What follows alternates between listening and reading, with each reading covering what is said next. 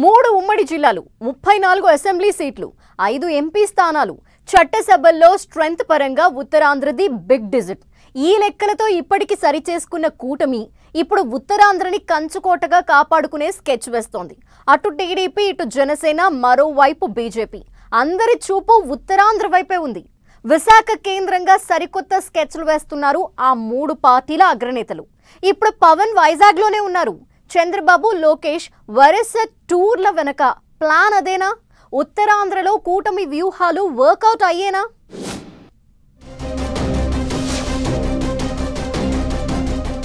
ఉత్తరాంధ్రపై కూటమి special focus అందుకేనా ఆ 3 జిల్లాల్లో పట్టు నిలుపుకునే వ్యూహమా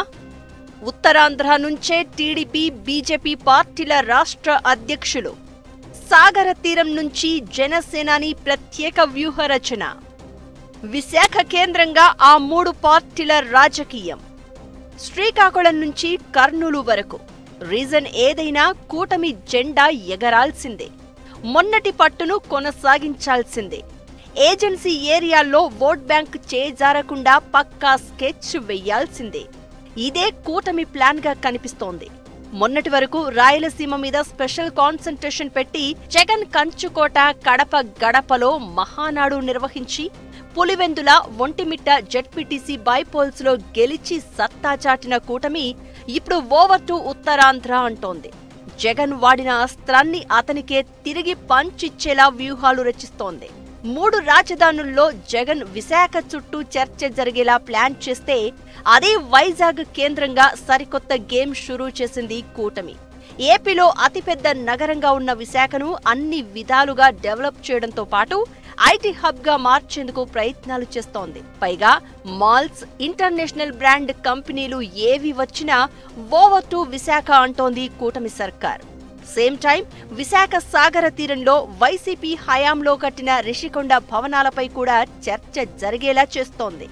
అందమైన అద్భుతమైన కొండను తవ్వి ప్రకృతిని నాశనం చేసి 100 కోట్లు వృధా చేసి భవనాలు కట్టారని వైసీపీ ప్రజాధనం వృధా చేస్తే తాము ప్రతి రూపాయి పేదల కోసమే ఖర్చు పెడుతున్నామని చెప్పుకుంటోంది కూటమి ఇక రాజకీయంగా ఉత్తరాంధ్రకు చాలా ప్రయారిటీలు ఇస్తున్నాయి కూటమి పార్టీలు ఉత్తరాంధ్రలో కాపు సామాజిక వర్గం ఓట్లు ఎక్కువే చాలా నియోజకవర్గాల్లో డిసైడింగ్ ఫ్యాక్టర్స్ గా ఉంటారు కాపు ఓటర్లు అదే సామాజిక వర్గానికి చెందిన పవన్ జనసేన చీఫ్ గా ఏపీ డిప్యూటీ సీఎం గా ఉన్నారు ఇప్పుడు అధికారంలో ఉండడంతో ఉత్తరాంధ్రలో వైసీపీ వీక్ గా ఉన్న చోట తన బలాన్ని పెంచుకునే వ్యూహాలు రచిస్తున్నారు సేమ్ టైం ఏజెన్సీ ఏరియా కావడంతో ఎస్టీ ఓట్లు ఎక్కువే కొన్ని షెడ్యూల్డ్ ట్రైబ్ రిజర్వ్డ్ నియోజకవర్గాలు ఉన్నాయి ఎస్సీ ఓటర్లు కూడా ఎక్కువగానే ఉన్న ఉత్తరాంధ్రలో ఎస్సీ రిజర్వ్డ్ సీట్లు కూడా ఉన్నాయి ఉత్తరాంధ్రలో కీలకంగా ఉన్న కాపు ఎస్సీ ఎస్టీ ఓటర్లను తమ సాలిడ్ ఓట్ బ్యాంకుగా చేసుకునే వ్యూహాలు రచిస్తోంది కూటమి అటు బీజేపీకి వైజాగ్ సిటీలో అంతో ఇంతో పట్టుంది అది కూడా తమకు ప్లస్ పాయింట్ గా భావిస్తున్నారు ఇక ఉత్తరాంధ్రకు చెందిన Palla Srinivas AP TDP president గా ఉన్నారు అదే ప్రాంతానికి చెందిన పివి మాధవ్ కేంద్రంలో అధికారంలో ఉన్న జాతీయ పార్టీ బీజేపీకి ఏపీ రాష్ట్ర అధ్యక్షుడిగా కొనసాగుతున్నారు ఇలా కూటమిలో 3 పార్టీలు ప్రత్యేక దృష్టి పెట్టడంతో విశాఖ ఇప్పుడు రాజకీయ రాజధానిగా మారిపోయింది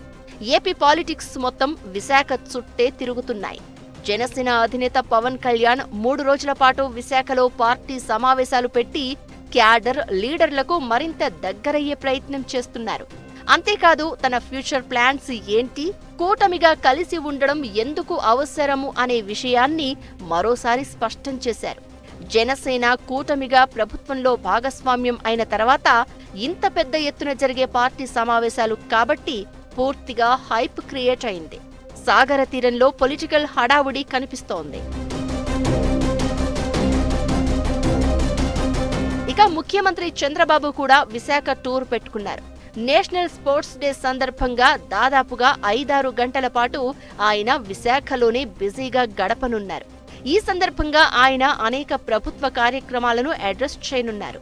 బాబు పర్యటన పూర్తిగా అధికార స్థాయికి పరిమితమవుతున్నా కూడా విశాఖలో ముఖ్యమంత్రి ఒకరోజు గడపడం, అదే సమయంలో ఉప ముఖ్యమంత్రి కూడా ఉండడంతో కూటమి ప్రభుత్వమే విశాఖకు వచ్చినట్లు ఉందని అంటున్నారు. ఇక కూటమి ప్రభుత్వంలో అత్యంత కీలకంగా వ్యవహరిస్తున్న మంత్రి నారా లోకేష్ కూడా 3 రోజుల విశాఖ పర్యటన పెట్టుకున్నారు. విశాఖ టీడీపీ ఆఫీసులో బస చేయడంతో పాటు విశాఖలో పార్టీ పనితీరు, అలాగే ప్రభుత్వ కార్యక్రమాల అమలుపై ఆరా తీస్తారు. కూటమిలో త్రిమూర్తులుగా చెప్పుకుంటున్న చంద్రబాబు, పవన్ కళ్యాణ్, నారా లోకేష్ ముగ్గురు ఒకే సమయంలో విశాఖలో ఉండడం మాత్రం పొలిటికల్ గా సంథింగ్ స్పెషల్ గా మారింది. పవన్ ది పార్టీ కార్యక్రమం అయినా, చంద్రబాబుది ప్రభుత్వ కార్యక్రమం, లోకేష్ ది పార్టీ యాక్టివిటీ కావడం చూస్తుంటే ఈ టూర్ల షెడ్యూల్ అంతా ముందస్తు ప్లాన్ ప్రకారమేనన్న చర్చ జరుగుతోంది.